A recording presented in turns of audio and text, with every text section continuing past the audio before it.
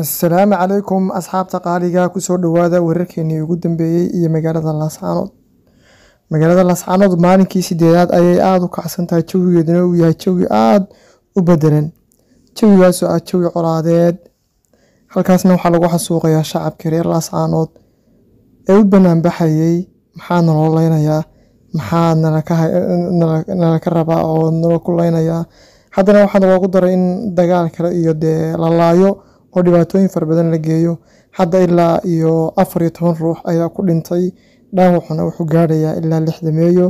dhaawacyo culus iyo dhaawacyo fudud way isugu jiraan marka hadda ilaa magaalka waxaa lagu dilay ilaa hadda 2 shiikh oo labada shiikhba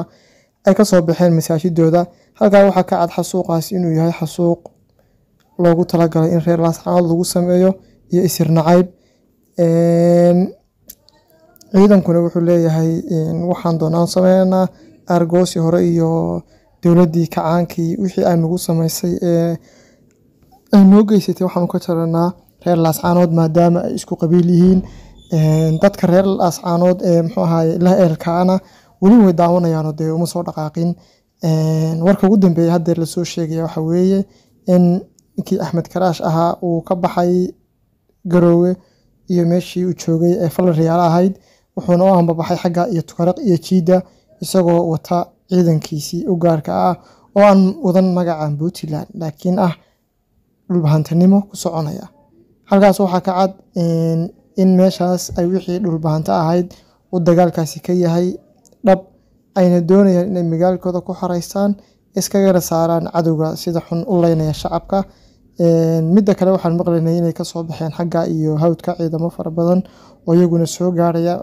qaybna joogaan magaalada Laascaanood iyo ereyadeeda marka haddeer kolley magaaladii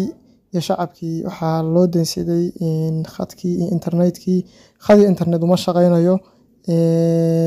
shirkadii Telesom khadkeedii way gooyeen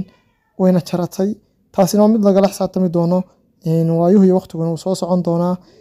reer Laascaanood way calaamadsan yihiin wax walba oo godob maanta ka galay midda kale aan muxuu ahaa halkan ka jirta iyaduna waxa weeye ciidamadu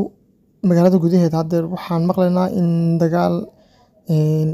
iska horimaada iyo xabad rasaas laga maqlayo taasoo u dhaxaysa shacabka iyo cadowga wixii reer Laascaanood iyo ciidan haday noqoto meel walba dunida ka jooga magaalooyinka kale jooga waa in ay muxuu ahaay ka soo qayb galaan dagaalka ayna soo galaan jiidaha hore ee muxuu ahaay magaalada Laascaanood loo kala bixi maayo nimankaasina waa in ay waayaan wada ay ka baxaan iyo meel ay u baxaan waxa la yiri cadow ku soo aaday libin lama laabto shacab bay leynayaan